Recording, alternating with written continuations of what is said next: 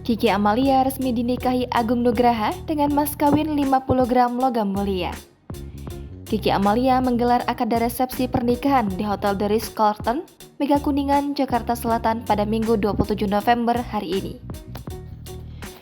Menggunakan busana adat Sunda, Kiki Amalia dan Agung Nugraha tampak cantik dan gagah. Agung pun membacakan ijab kabul 1 kali saja di depan kakak Kiki Amalia yang menjadi wali nikahnya. Dengan kelancaran Agung membacakan ijab kabul, wali, wakil, dan saksi pernikahan pun menganggap ucapannya sah dan ia bersama Kiki resmi menjadi sepasang suami istri. Setelah pembacaan ijab kabul, Kiki Amalia pun dihadirkan ke dalam ruangan akad nikah dengan didampingi oleh bridesmaid.